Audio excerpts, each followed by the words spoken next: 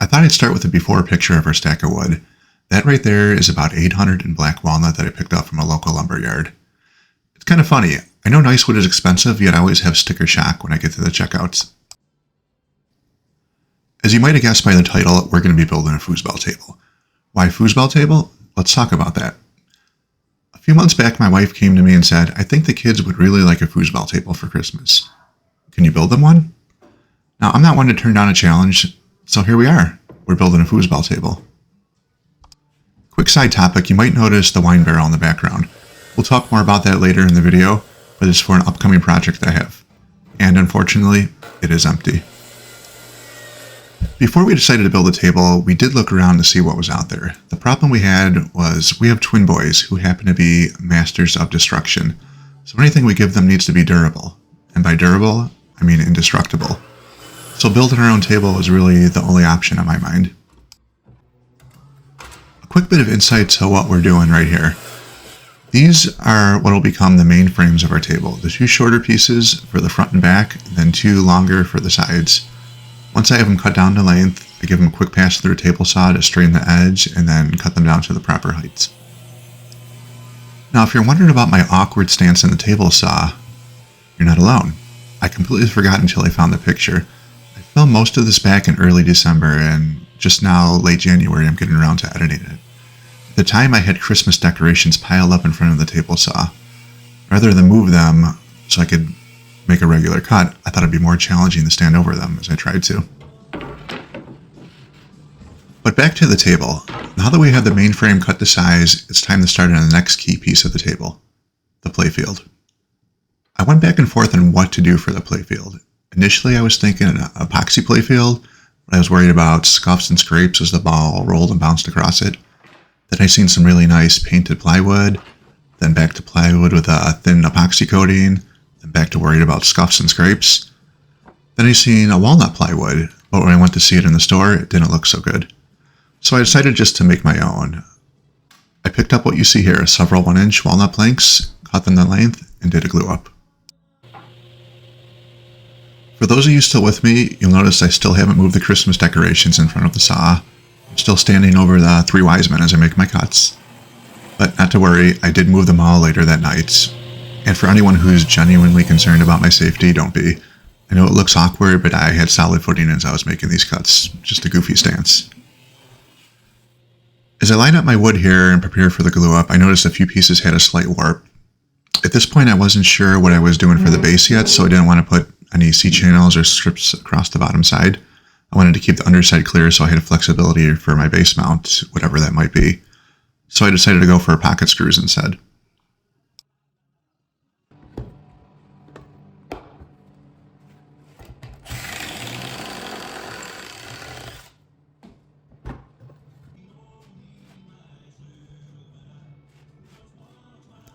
Moving on to what is probably the most important part of the entire build, the side panels.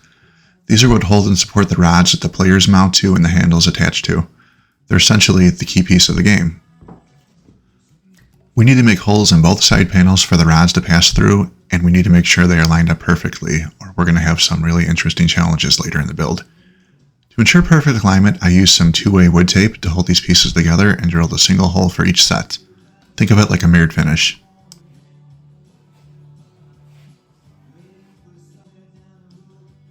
I should also note that it's really important that you correctly measure and mark a few key items before drilling. Measurements will be different based on your frame and player size. Key thing is to mark where your playfield will be and ensure your players have enough room to clear it when mounted and spun. Also, players should be far enough apart to clear each other when spinning. Most players are standard size. I believe they were 4.5 inches, but I did see some slight variations, so double check measurements based on your build and setup. Now, if you take one thing away from this video, let it be this. Don't do what I'm about to do right here. I knew this was a bad idea when I started, but I still did it anyways. I used spade bits to make these holes. And as you might guess, they left a quick cut, but also left a good amount of tear out. Still not sure why I did this when I had plenty of other bits I could use, but yeah, I got nothing. After I make the holes, I separate the pieces to take a look at the damage. And as you can see, we have some tear out. Wasn't overly concerned about this since I had grommets that would be covering most of these anyways. Plus one of the side panels, actually the front panel, I believe it was, had a pretty large crack in it that I needed to fill. Now while I'm not for or against epoxy, there is a place for it in woodworking. It's no different than any other tool or material. Filling cracks and holes in wood is a great use case for it. To me, black epoxy and walnut are a great pair. They look very natural together. To fill this crack and tear it out from earlier, I just used some quick-set tabletop epoxy with a black pigment. When cured, sanded, and finished, you won't even notice these cracks or holes. They just blend naturally with the wood.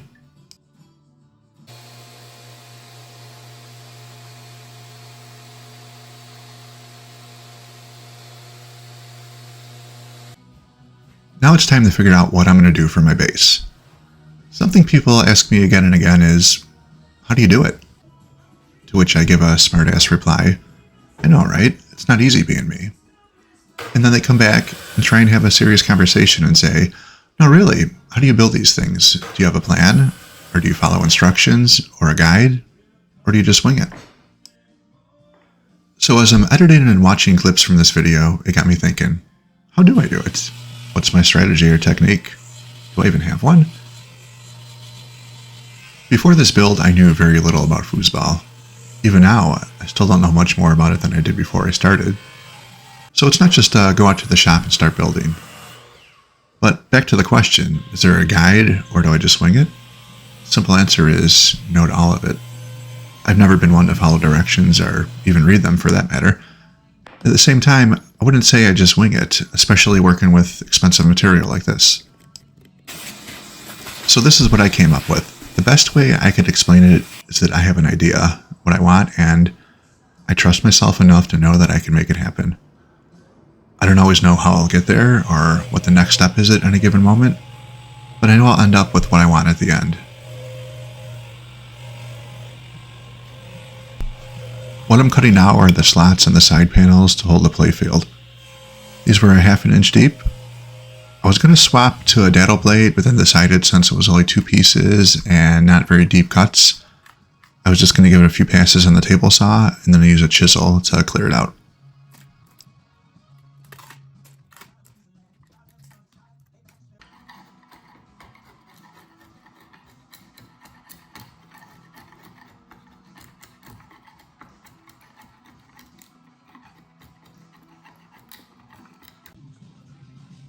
Now for the fun part, the customization of the playfield. A lot of tables just paint or use stickers for the playfield lines and center circle. That wasn't good enough for me. Remember, destructive twins? I need permanent and durable. Plus I really wanted to customize this. I wanted to do a Simpsons engraving in the center circle and do an epoxy pour to fill it in. I also plan to do the same thing for the center and goal lines. The plan was to notch out about 1/8 of an inch deep so the epoxy had enough to bind to. So I marked up my center cutout, then took it over to the CNC to engrave. Total engrave time took about an hour.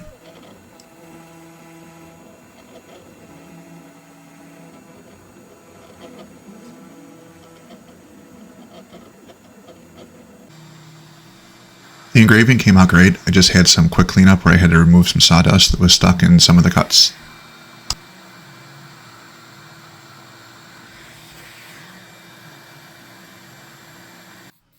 What I'm doing now is spraying some shellac around where I intend to do my epoxy fill. This is more important for lighter woods, but this helps to prevent the epoxy from bleeding into the wood grains.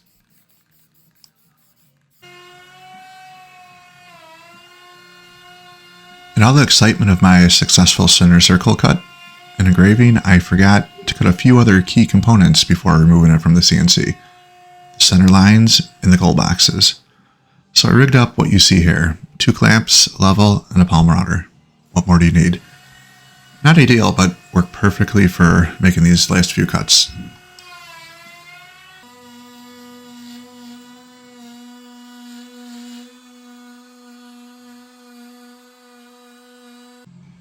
Now we're ready for the pour. As you can see, we went with a yellow goldish color. I figured it blended well with the walnut and also matched the Simpsons logo color. I'm curious to hear what others would have went with. Let me know in the comments if you would have picked a different color and why. I also know that the masking tape here won't hold the epoxy. This was only temporary as I poured. After I was done, I clamped some rubber supports over all the edges so nothing leaked out until it dried.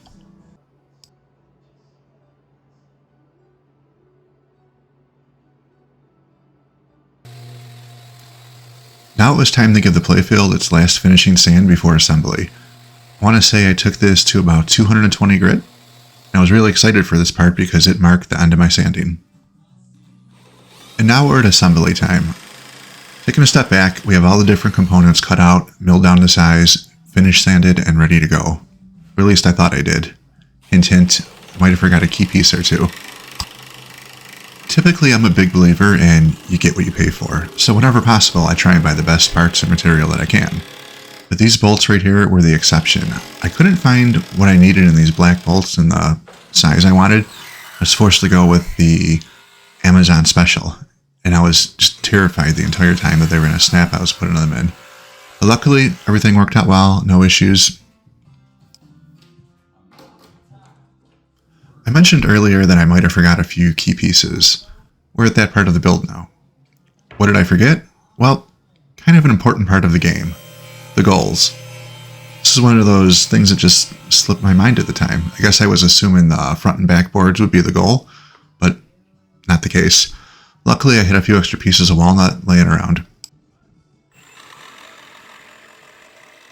So I quickly cut these to size, marked the cutouts, used a jigsaw to rough cut the openings, cleaned up the openings with a few hand tools, gave them a quick sand, and we were back in business. 20-minute detour at most.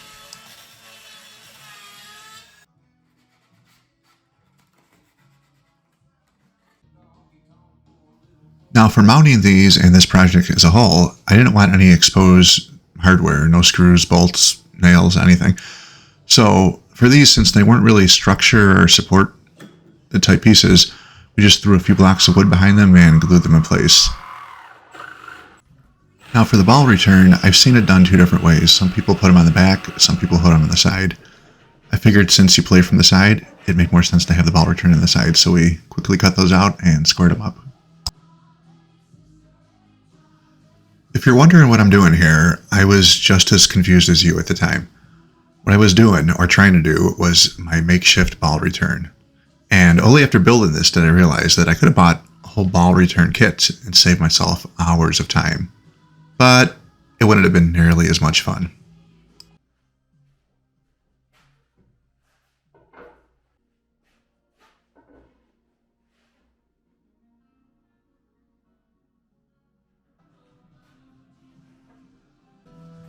Now it was assembly time for the base. I know I had all the pieces cut out, my length and height set, and a general idea of what I wanted, but I still wasn't sure on the exact configuration I wanted for the final assembly. I didn't know if I wanted the legs close together or further apart, wide or narrow. I didn't know if I wanted the center beam higher or lower. So we twisted, we turned until I found a configuration that looked good. And again, I didn't want any hardware exposed, but I did need a solid and sturdy build, so everything was bolted together from the bottom. Back to that wine barrel I mentioned earlier. So what's my plan for that? Well, I always wanted one of those retro arcade machines. You know, the Pac-Man, Frogger, Space Invader ones. I love the look of the ones people make out of wine barrels, but I wanted to do mine a bit different. So I just started on this project a week or so ago. Check back in a while for that video.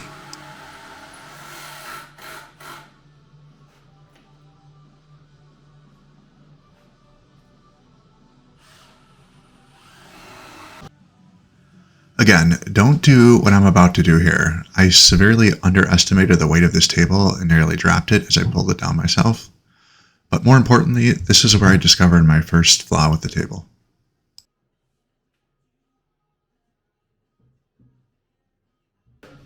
It's going to be really hard for anyone to score when the ball bounces right out of the goal. My first thought was, I really should have bought that ball return kit. But it was a simple fix. I just needed something to deflect the ball downward. If you're thinking careful, you're going to cut yourself here, you would be correct. Not once, but twice. But anyhow, for my goal deflector, I used some foam padding and a few angled pieces of wood. I cut them up, fastened them together, and then dropped them in behind the goals. They weren't the prettiest things, but They were functional, and once assembly was complete, they were fully concealed, so out of sight, out of mind. As I was wrapping up assembly, one of the last steps was to put the top rails on. To do this, I used some dowels. If you never used these dowel pins before, they're great for marking and lining up pieces. They make a perfect fit every time. But it was during this part of the build that I got an idea. Looking down in the goal areas, I was like, wow, there's a lot of space in there. That would be great for storage and spare parts. So it was decided I needed to make a hidden compartment. Again, you could kind of see here the top half of my ball return system. Not the prettiest, but fully functional. But more importantly, right now, what I'm working on is the start of my hidden compartment. My plan was to secure the lid with a few magnets so it could be removed when needed, but stay in place the rest of the time. And of course, remain a hidden compartment.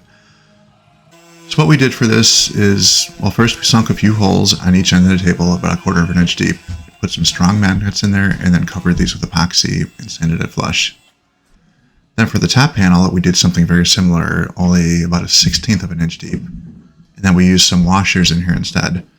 Same finishing process, we coated these with epoxy, sanded it smooth, and then we were done with this compartment. Last part of construction before finishing, I needed to make the 2 ball return holes. I didn't forget about these. I was waiting until I got the top rails on so I could double check spacing.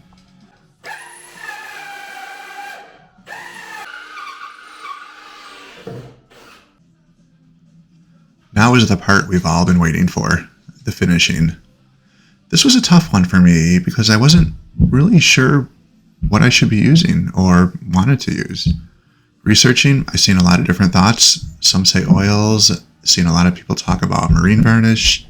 A few people mentioned Rubio. My concern was really, I knew this was going to be banged up, scuffed, scraped, and put through the wringer. So as you can see, I ended up going with Odie's oil. Why Odie's? Well, here's my thought. I believe Odie's is officially classified as a hard wax finish, similar to what you use to finish a hardwood floor. So it's durable. But what I like about Odie's over something like a Rubio or a varnish, Odie's is more like a penetrating oil. It soaks into the wood but doesn't really cover the wood. All the grains of the wood remain, so you're essentially left with a protected version of the same natural wood after it's treated.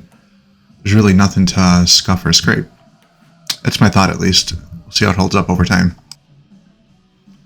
I'd like to let the finish cure a week before doing anything more with the table. We're at that time now, so we're safe to move on with the hardware installation. One thing I did notice here, it's important to constantly spin the rods as you secure the end caps in place. They did have a little play, and if they became slightly shifted, the rods became tight.